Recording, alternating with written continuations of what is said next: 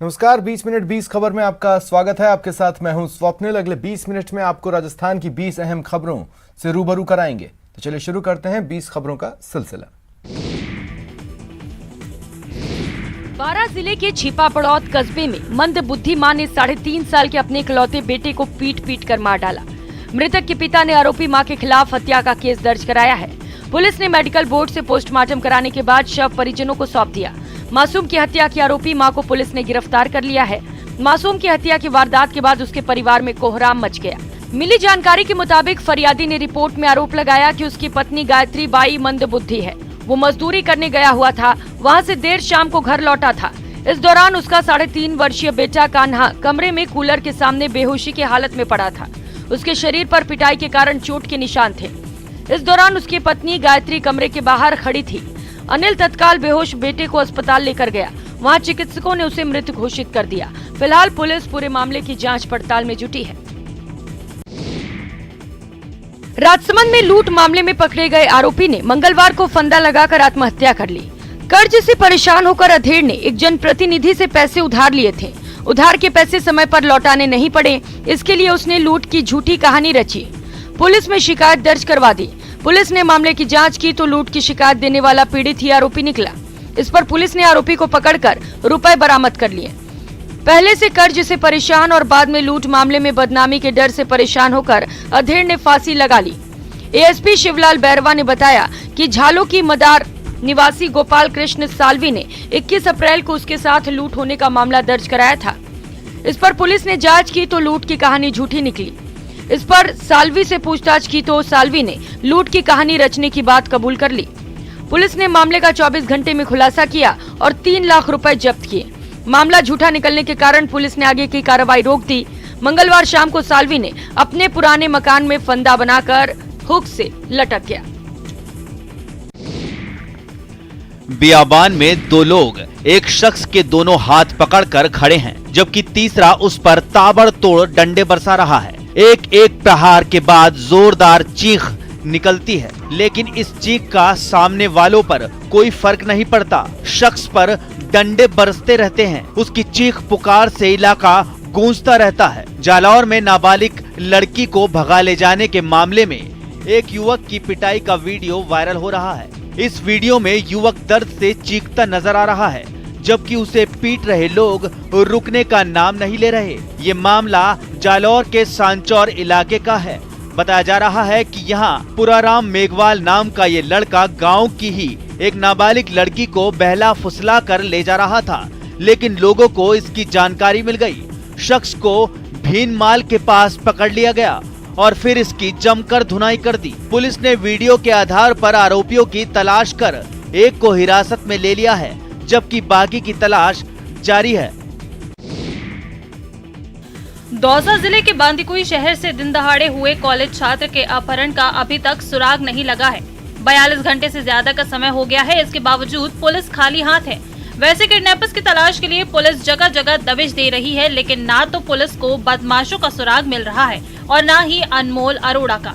इधर कॉलेज छात्र अनमोल अरोड़ा के परिजनों का रो रो कर बुरा हाल है। पिछले 3 दिनों से अनमोल की मां का हाल बेहाल है। जब भी अनमोल के घर कोई मिलने या ढांढस बंधाने पहुंचता है, अनमोल के परिजन रोने बिलखने लगते हैं और बस एक ही गुहार लगाते हैं कि कोई तो उनके लाल अनमोल को लौटा दे। के मित्रों ने आकर के मुझे बताया कि उसको किडनैप कर लिया गया है। काफ़ी हमने कोशिशें करी, लेकिन वो हमारे हाथ से निकल चुके थे। वो प्रशासन का भी पूरा हमको सहयोग रहा। इधर दौसा एसपी का कहना है कि किडनैपर्स की तलाश के लिए पुलिस जगह जगह दबिश दे रही है और शीघ्र ही अपहरण करने वाले सलाखों के पीछे होंगे। उदयपुर की सुखेड़ थाना पुलिस ने 10 दिन पहले हुई वृद्धा की हत्या के मामले में एक आरोपी को गिरफ्तार करने का दावा किया है। आरोपी ने जिसकी हत्या की वो रिश्ते में उसकी बड़ी मां लगती थी। आरोपी ने कबूल किया कि उसने वृद्धा के साथ बैठकर शराब पी थी। पुलिस के मुताबिक छेड़छाड़ का विरोध करने पर आरोपी ने बुजुर्ग की गला घोंटकर हत्या कर दी। डिप्टी जितेंद्र आचलिया के सुपरविजन में थानाधिकारी दलपत सिंह राठौड़ के नेतृत्व में टीम ने कार्रवाई की। जांच में मृतका गणेशी बाई के दूर के रिश्ते के भतीजे से पूछताछ में उसने हत्या करना स्वीकार किया है। इस पर पुलिस ने भीलवाड़ा लखावली निवासी गोपाल गमीती को गिरफ्तार किया है। पूछताछ में आरोपी ने बताया कि 14 अप्रैल की शाम वो शादी में शामिल होने गया था। दूर के रिश्ते की बड़ी मां गणेश बाई भी शादी में आई थी। गोपाल रात को बाहर निकला था जहां गणेश भी थी। गोपाल ने गणेशी बाई को साथ में शराब पीने को कहा। सहमति होने पर दोनों ने सुनसान जगह बैठकर शराब पी। रात 12:30 बजे तक शराब पीने के बाद आरोपी गोपाल ने नशे की हालत में बड़ी मां गणेशी बाई से छेड़खानी शुरू कर दी। इस बात का विरोध करने पर आरोपी ने गणेशी बाई की हत्या कर दी। जालौर की सांचौर पुलिस ने 632 कार्टन अवैध शराब बरामद करने का दावा किया है।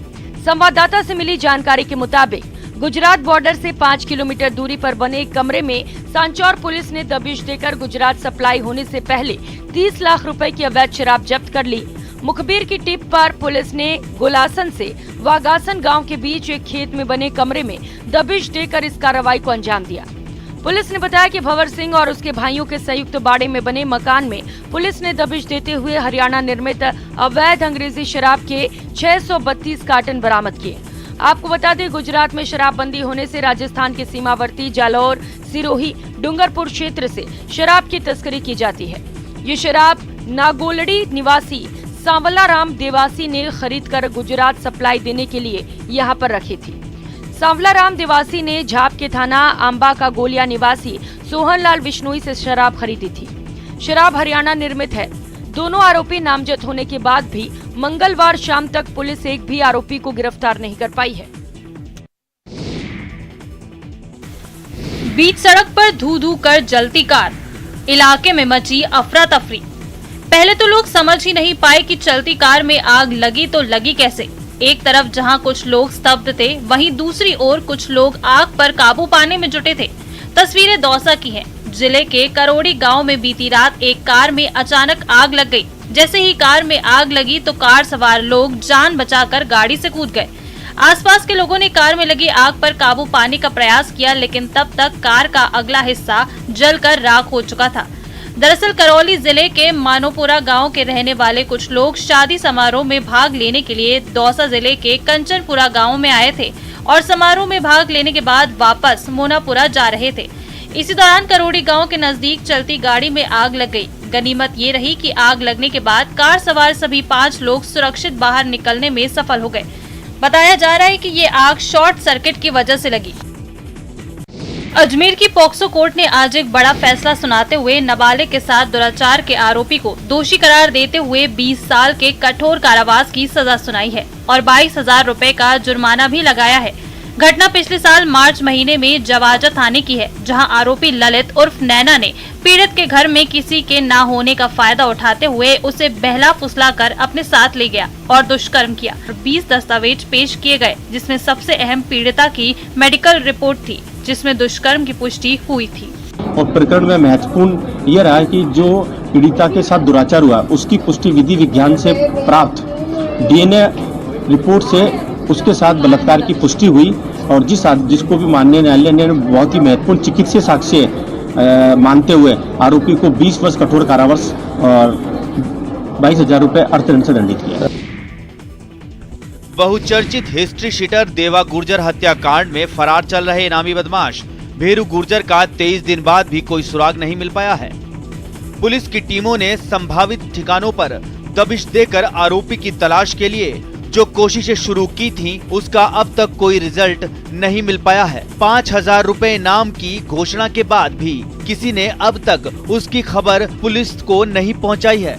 आपको बता दें, भेरू गुर्जर की तलाश में SP, DSP, 5 CI के साथ साथ 125 जवानों की टीमें लगी हुई हैं, लेकिन उन्हें सफलता नहीं मिली है। इस केस में अब तक 24 आरोपियों को अरेस्ट कर जेल भेजा जा चुका है, लेकिन भेरू गुर्जर को पकड़ना पुलिस के लिए चुनौती बनी हुई है। फरार आरोपी भेरू गुर्जर की संपत्ति को कोर्ट में प्रोसेस के चलते कुर्क करने की तैयारी की जा रही है। अगर भेरू गुर्जर और ज्यादा दिन फरार रहा तो उसकी चल और अचल संपत्ति कोर्ट के जरिए कुर्क की जाएगी। इस दिशा में मामले का अनुसंधान कर रही SIT टीम और पुलिस तेजी से काम कर रही है। भेरू गुर्जर की चल और अचल संपत्ति का पता लगाया जा रहा है।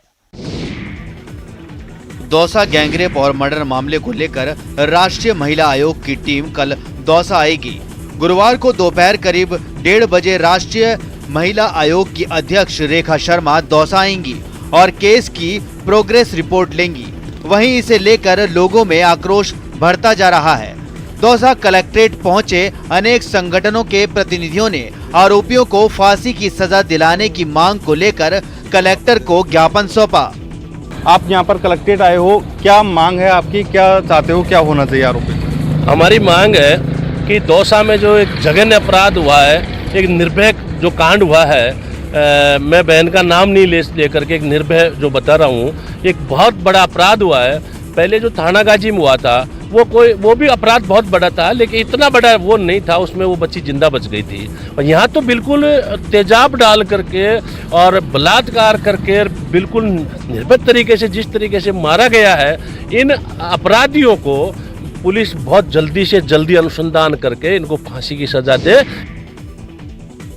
बढ़ती गर्मी के साथ ही पेयजल संकट गहराने लगा है। प्रदेश के अलग अलग हिस्सों से पानी को लेकर परेशान लोगों की खबरें लगातार सामने आ रही हैं। राजधानी के हरमाड़ा इलाके में पानी की परेशानी से जूझ रहे लोग आज सहायक अभियंता कार्यालय पहुंच गए और वहां जमकर हंगामा किया। ये लोग हरमाड़ा के पास अनोखा पंप हाउस के अधीन होने वाली जल सप्लाई को सुचारू रूप से चलाने की मांग को लेकर पहुंचे थे। प्रदर्शन करने पहुंचे लोगों में हरिहर विहार, श्याम विहार, घोड़ों की ढाणी, नींदड़ की महिलाएं और पुरुष थे। इन सब ने विभागीय अधिकारियों के खिलाफ जमकर नारेबाजी की और सहायक अभियंता सत्यनारायण पंवार का घेराव किया। हंगामे के कारण पुलिस बुलानी पड़ी। टोंक जिले के नगर फोर्ट कस्बे में पैंथर की दहशत अब खत्म हो गई है। टोंक से आए वन विभाग के अधिकारियों और रणथंभौर से आई टीम ने पैंथर को ट्रैंक्विलाइज किया, जिसके बाद लोगों ने राहत की सांस ली। लेकिन ये सब इतना आसान नहीं था। इससे पहले खेत में काम कर रहे किसान पर पैंथर ने हमला कर दिया, जिससे गाँव में दहशत फैल गयी। घायल किसान के चिल्लाने के बाद मौके पर भारी भीड़ जमा हो गई। लोगों की आवाज और भीड़ देखकर पैंथर एक मकान की दूसरी मंजिल पर बने कमरे में घुस गया। पैंथर के कमरे में घुसने की खबर के बाद हाथों में लाठियां लिए लोगों की भारी भीड़ जमा हो गई। पैंथर की सूचना के बाद नगर फोर्ट थाने से पुलिस की टीम और उनियारा सीओ शकील अहमद खान मौके पर पहुंचे और लोगों को वहां से हटाया। पुलिस की सूचना पर अलीगढ़ से वन विभाग की टीम मौके पर पहुंची। इसके बाद रणथंभौर और टोंक से वन विभाग के अधिकारियों को मौके पर बुलाया गया। रात करीब 11 बजे मकान की दूसरी मंजिल पर बने कमरे की दीवार तोड़कर पैंथर को ट्रैंक्विलाइज किया गया। उनियारा रेंज में हमको अराउंड 5:30 को हमको इन्फॉर्मेशन मिला है थ्रू SHO नगर फोर्ट के द्वारा कि यहाँ एक लेपर्ड ने एक आदमी को घायल किया है एंड आबादी के जगह वो रहा हुआ है। तुरंत हमने वहाँ हमारा रेंज ऑफिसर को यहाँ के लिए डिस्पैच कर लिया है एंड उन्होंने यहाँ आके उनका कंफर्म कर दिया है कि वो लेपर्ड है। राजस्थान में प्रारंभिक शिक्षा के तहत 5वीं बोर्ड की परीक्षाएं आज से शुरू हुई। कोरोना काल के बाद जोधपुर में परीक्षाओं को लेकर विद्यार्थियों में गजब का उत्साह नजर आया। जोधपुर जिले में तकरीबन 783 केंद्र बनाए गए हैं। ग्रामीण और शहरी विद्यार्थियों की बात करें तो कुल 83,707 विद्यार्थी 5वीं बोर्ड की परीक्षाओं में सम्मिलित हो रहे हैं। बोर्ड परीक्षाओं को लेकर व्यवस्थाएं सुचारू की गई हैं। प्रारंभिक शिक्षा विभाग की ओर से सरकारी और निजी विद्यालयों में परीक्षा के लिए सेंटर स्थापित किए गए हैं, जहां प्रथम पाली में सवेरे 7 बजे से विद्यार्थियों को परीक्षा के लिए प्रवेश दिया गया है। वहीं 10:30 बजे से 8वीं बोर्ड की परीक्षाओं के विद्यार्थी परीक्षा देंगे। इसको लेकर भी जिला शिक्षा विभाग की ओर से पुख्ता इंतजाम किए गए हैं। जो व्यवस्था है परीक्षा की वो बिल्कुल बोर्ड की परीक्षाओं के मानक के अनुरूप ही की गई है और सारे जो तैयारियां हैं वो कर ली गई है। पानी, बिजली इत्यादि ऐसी कोई समस्या नहीं है। सरकारी विद्यालयों में एक श्रेष्ठ विद्यालय है और निश्चित रूप से यहाँ परीक्षा देकर विद्यार्थी अपने आप को गौरव में महसूस करेंगे, ऐसी उम्मीद करता हूँ। कोटा में 4 कुत्तों ने एक 12 साल के बच्चे पर अचानक हमला कर दिया। इस हमले में कुत्तों ने बच्चे के शरीर पर 40 जगह से काटा। इतना ही नहीं, उसका सिर बुरी तरह से नोच डाला। आसपास के लोगों ने जब बच्चे की आवाज सुनी तो उसे बचाने दौड़े। बच्चे को हॉस्पिटल ले जाया गया, जहां उसके सिर में 12 टाके लगे। घटना शहर के महावीर नगर 3rd चौराहे के पास की है। 12 साल का रुद्र 5वीं का स्टूडेंट है। ट्यूशन से आने के बाद वो अपने 6 से 7 दोस्तों के साथ मंगलवार शाम को जलदाय विभाग के ग्राउंड में क्रिकेट खेलने गया था। इसी दौरान 4 कुत्तों ने रुद्र पर हमला कर दिया। ग्राउंड के बाहर सड़क पर खड़े युवकों की नजर पड़ी तो 3 से 4 युवक रुद्र को बचाने दौड़े। पत्थर फेंककर किसी तरह कुत्तों को भगाया, जिसके बाद उसे तुरंत निजी हॉस्पिटल में ले जाया गया। 6:30 के लगभग निकला था, ज्यादा टाइम भी नहीं होता, आधे घंटे में आ जाता है आने में। तो ये हाँ, वाटर बॉक्स के पास ऑफिस के अंदर 3-4 कुत्तों ने एक बच्चे पर हमला कर दिया था। तो सामने बैठी लेडीज ने हमारे को इशारा किया तो हम 2 जने अंदर कूदे और बच्चे की जान बचाई। राजसमंद के पुठोल के बाशिंदे खेतों में मृतकों का अंतिम संस्कार करने को मजबूर हैं। ऐसा नहीं कि यहाँ शमशान घाट नहीं, शमशान घाट है, लेकिन उसके टीन शेड पर एक विद्युत पोल झुक गया है, जिससे हमेशा हादसे की आशंका बनी रहती है। गांव में जब किसी की मौत होती है तो दाह संस्कार के दौरान गांव वालों के सिर पर मौत मंडराने लगती है। ग्रामीणों ने बताया कि पूर्व में बिजली विभाग को इसकी शिकायत की गई थी, तब बिजली का पोल सही कर दिया गया, लेकिन बाद में बिजली का पोल फिर झुक गया। ग्रामीणों का कहना है कि बिजली पोल को शमशान से थोड़ा दूर लगा दिया जाए तो ग्रामीणों को सुविधा होगी। राजधानी में कोविड के आंकड़े फिर से बढ़ने लगे हैं और यात्रियों के जरिए कोविड एक बार फिर से एक जगह से दूसरी जगह पहुंच रहा है। पब्लिक ट्रांसपोर्ट में, रेल में सबसे ज्यादा लोगों का आवागमन होता है। यही वजह है कि कोविड के दौरान रेलवे ने सबसे ज्यादा सतर्कता बरती थी, लेकिन अब जब आंकड़े एक बार फिर से बढ़ने लगे हैं, तब भी लोग कोविड प्रोटोकॉल की पालना करने से कतरा रहे हैं। लेकिन लोगों के अंदर जो है वो कोविड को लेकर अवेयरनेस अब खत्म होने लगी है। कुछ लोगों से बात करने की कोशिश करते हैं, जानने की कोशिश करते हैं। तो आपको नहीं लगता कि रेल के अंदर मास्क जरूरी? बिल्कुल, मैं भी ये सोच रहा था, किसी के पास मास्क नहीं है, जबकि मैंने भी जेब में डाल रखा है।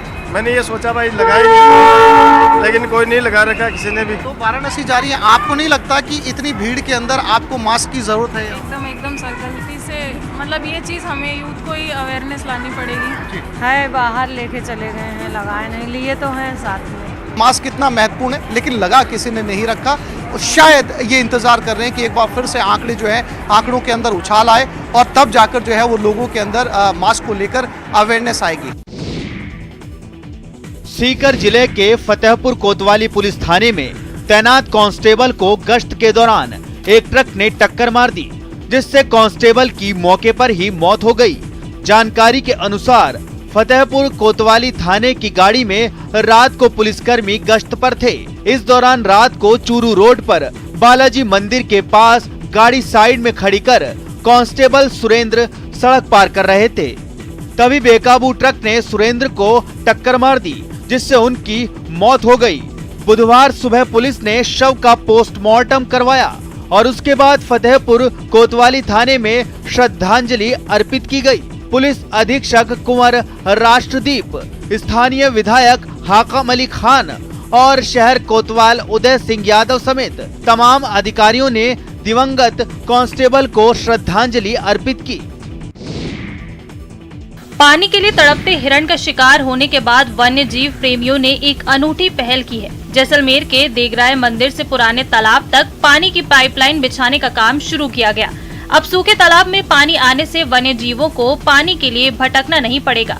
वन्य जीव प्रेमी सुमेर सिंह भाटी ने बताया कि जिले के फतेहगढ़ तहसील में स्थित श्री देगराय मंदिर के ओरन में स्थित तालाब में intake Marwar chapter, Mateshwari construction और जन सहयोग से इस काम को पूरा किया गया।